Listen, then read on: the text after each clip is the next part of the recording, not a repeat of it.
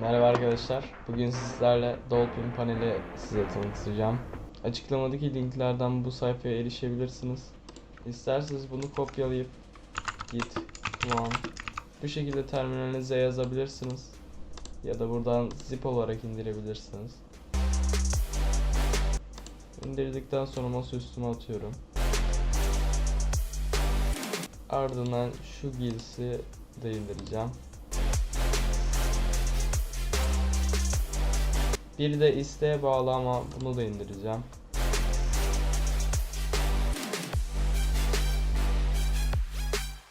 Evet, şu an 3 klasör oldular. Şimdi ilk olarak paneli kuracağım. Install klasörüne giriyorum. Panel install ve panel install ise Node.js'i kurup otomatikman şey yapmakta. İsterseniz hani başka bir işletim sistemi kullanıyorsanız, burada şey yoksa direkt bunu da çalıştırabilirsiniz. Zaten bunlar en sonunda bu dosyayı çalıştırmakta. Şimdi ben buradan bu batımızı çalıştıracağım.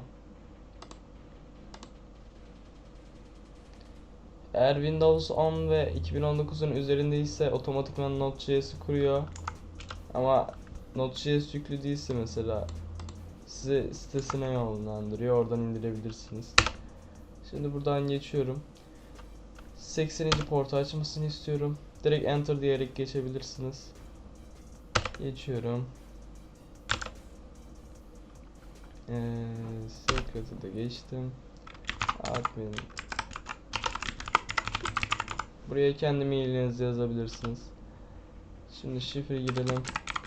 Çok basit bir şifre yaptım buna. Evet, istiyorum. Geç. En sonunda panelin ismini soruyor. Ben şimdi geçtim. Buraya panelin ismini yazabilirsiniz.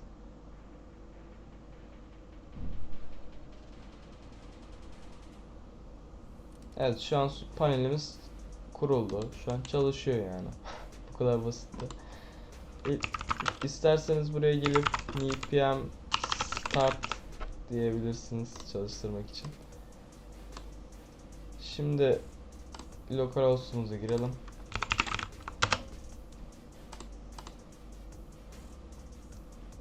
Mesela burada Dolphin panel yazıyor. Ben bunu değiştireceğim. Save dedim. Şimdi bunu kapatıyorum. npm start. Giriyorum. Test panel. Buradan da değiştirebilirsiniz sonradan ayarları. Şimdi OS kısmına girelim. Otomatikman Ubuntu yüklü gelmekte panelde. İsterseniz bunları değiştirebilirsiniz tabii ki de. Silebilirsiniz ya da editleyebilirsiniz.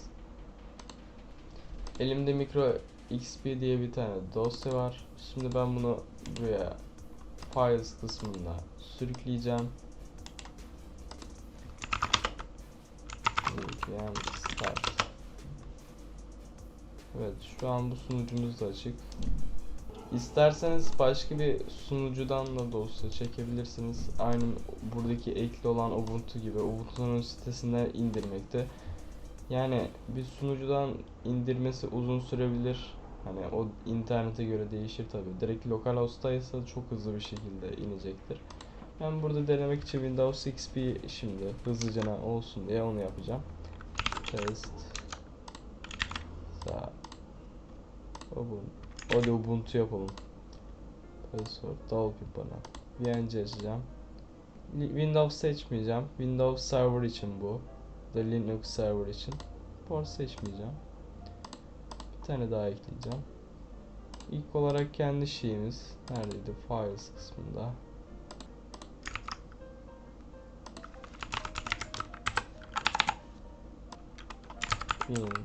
xp.iso resize yapmayacağım. Bunları yapmayacağım. Yeni bir disk oluşturacağım. Disk.raw kuracağım bunu. Ne kadar depolama verelim? 10.024 verelim. Ne kadar ediyor hiç bilgim yok. Oluşturdum Windows XP'mizi. Gördüğünüz gibi. Şimdi kullanıcı ekleyeceğiz bir tane. Evet.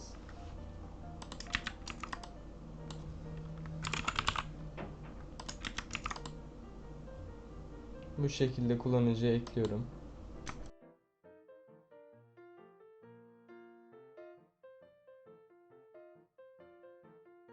Evet, gördüğünüz gibi burası da kullanıcı panelimiz. Mailimiz, test panel. Buradan logout atabiliriz. Şu an makinemiz olmadığı için böyle diyor.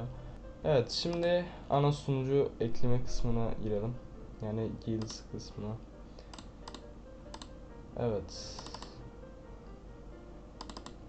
Aynı panelde olduğu gibi burada da Node.js ve Cameo kuruyor bu dosyalar. Direkt bunu çalıştırabilirsiniz. Ben bunu gireceğim. Bunlar benim bilgisayarımda yüklü olduğu için ben bunların direkt geçiyorum. Ama sizde yüklü değilse bunları yükleyebilirsiniz buradan. Localhost 8080'i açmıştık. Tokenimizi istiyor. Hemen açalım. Şöyle bir tokenimiz olacak. Sunucu 1 localhost kaç toplam sunucumuzun şeyini girelim. 1096 100'den 200'e kadar tüm portları ver bana.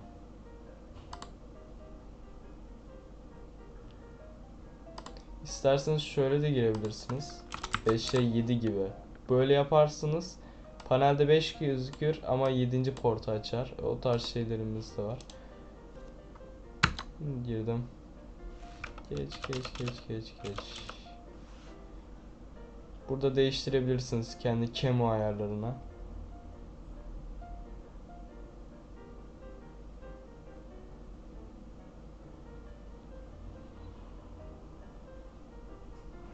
Evet, panel bağlandı gördüğünüz gibi.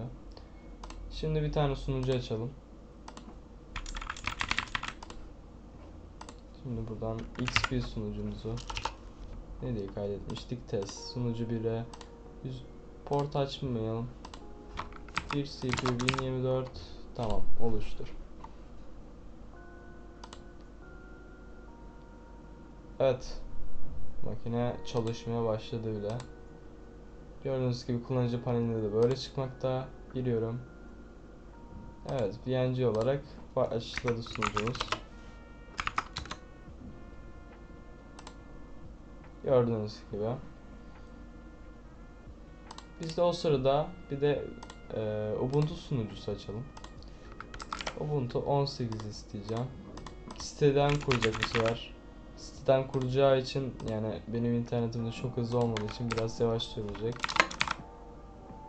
Açıyorum bir tane de böyle. Evet, gördüğünüz gibi yavaş iniyor. Direkt localhost'u açsaydım anında installing'i bitirecekti.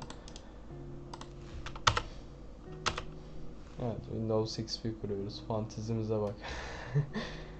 Buradan birkaç tane port vererek sunucunun içinde de kendi port açabilirsiniz.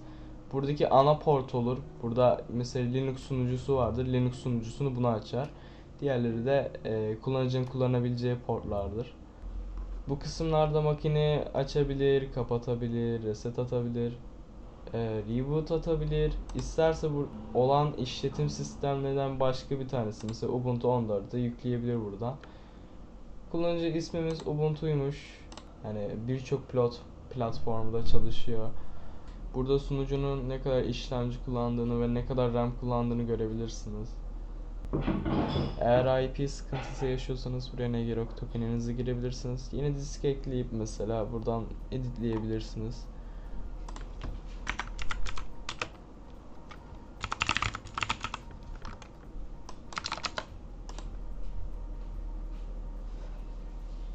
Evet, kabul et.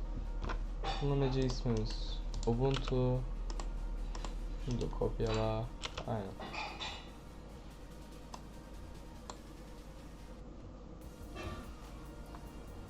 İsterseniz ISO dosyası çalıştırarak aynı Windows XP'deki gibi kişilere özel böyle şifre falan vesaire onları yapabilirsiniz. Ama ben burada hazır bir imajı kullandım. Hazır bir imajı kullanmam bayağı bir kolaylık sağladı aslında. Linux sunucumuz da hazır. Gördüğünüz gibi çalışıyor. Eğer sunucuda neler olduğunu bakmak isterseniz bu kısımdan bakabilirsiniz. Buraya pek uğraşmadım. Doğru uğraşmadım buraya çok. Siteye girdiğiniz zaman birkaç saniye böyle offline birkaç saniye bekletebilir. Ardından gelecek. Bunu da şey kısmından ayarlayabilirsiniz.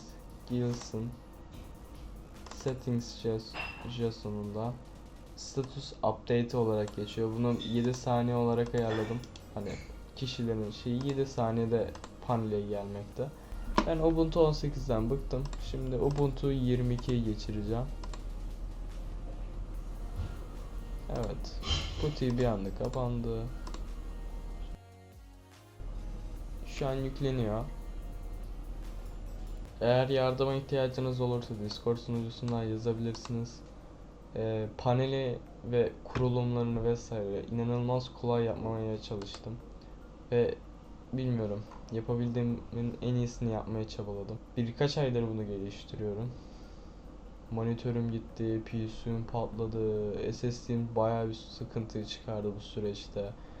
Ama en sonunda bunu tamamladım. Çok mutluyum yaptığım için. Umarım işinize yarar bu panel. Vay be, Windows XP kuracağım diye hiç aklıma gelmezdi. VNG'de açabileceğim bilgisayarın hiç yüklü bir şey bulamadım. Sadece XP vardı. Dedim bari XP kurayım. Yapacak bir şey yok. Tabi oradan işletim sistemi ekleme kısmından Windows Server'da açabilirsiniz. Mesela bakın burada zaten kendisi diyor da örneğinde bile diyor. Windows'u seçersiniz, buradan yaparsınız. Ya da Linux sunucu açacaksınız, Linux'u seçersiniz. Ya da port açmayıp VNG'yi de kullanabilirsiniz. O sırada bakayım. Evet, Windows XP'miz kurulmuş. Vay be. Ben bunu kapatıyorum ya. Sarmadı Windows XP. Evet, sunucumuz offline olmuş. Ben şimdi tekrar açıyorum bunu.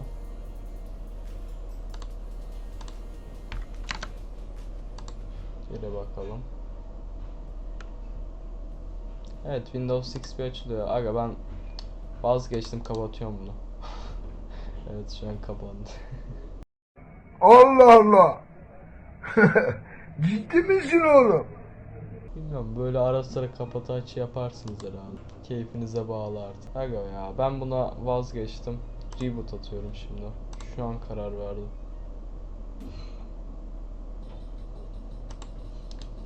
Gördüğünüz gibi anında %100 oluyor.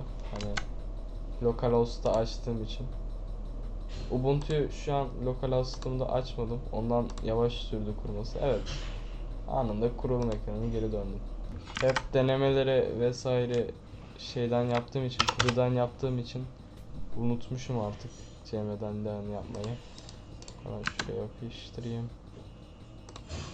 Eğer terminalde girmede sorun yaşarsanız bu kısmı silmeniz gerekiyor. Evet, Ubuntu 22 olmuş. Allah Allah. Bir de terminalden daha güzel gözüküyor. Burada disklerin durumunu görebilirsiniz. Şu an RAW dosyaları böyle ne kadar kullanıldığı anlaşılmadığı için %100 olarak gözüküyor. Bu sırada şey söyleyeyim. Dolphin Guilds'te servers kısmında sunucular ismiyle çıkmakta. Eğer Kemu'da müdahale etmek isterseniz bakın başlangıç komutu buraya yazmakta. Bunu editleyebilirsiniz kendinize göre. Sunucuları yedek almak istediğinizde direkt klasörü alabilirsiniz yani. Artık install klasöründe de silebilirim. Gerek yok bunda. Bu SYNCAP olayını başta soruyor ister misiniz diye. Eğer isterseniz böyle kullanıcılar da hesap açabilir buradan. Evet, şu an bu hesapta 2 tane makinemiz açık. Evet, şimdi şöyle bir şey yapacağım. Diyeceğim ki ben bunu şu kişiye geçireceğim. Evet, başkasına geçirdim. Mesela örnek amaçlı. Hatta sunucuyu da 2 GB RAM yapalım. Aynen. Edit the server. Bakalım. Evet, gördüğünüz gibi gitti. Başka birisini geçirdim. Ve sunucunun RAM'i evet 2 CPU oldu. Şu an kapanıp açılacak. 2 CPU olması için. Her şeyi birkaç tıklamanızda yapabilirsiniz. Şu an burada token kısmı gösterme falan vesaire var ama şu an tokenlerle falan şu an bir şey yapılmıyor. Hani site başlangıç olarak böyle. Hani ileride otomasyon sistemi yapabilirsiniz. Mesela Discord botuna önden makine koy tarzı bir şeyler yapabilirsiniz. Tabi ileriki zamanlarda. Bu arada gelmişken o kısımdayken starlarsınız, videoyu beğenirsiniz vesaire, arkadaşlarınıza ya da bazı firmalara falan yönlendirebilirsiniz. Cidden benim için çok iyi olur. Hani bu panel ücretli de koyabilirdim ama bu paneli bedava yaparak herkesin kullanmasını istedim. Siz de isterseniz böyle beni destekleyebilirsiniz. Şimdi LSCP yazacağım. Başta 1 GB kurduğum sunucu. Şu an 2 CPU gördüğünüz gibi. Bu kadardı. Şimdi sunucuyu da silelim. Evet, makinede gitti. Bu kadardı. Beni izlediğiniz için teşekkür ederim. Kendinize iyi bakın. Hoşça kalın.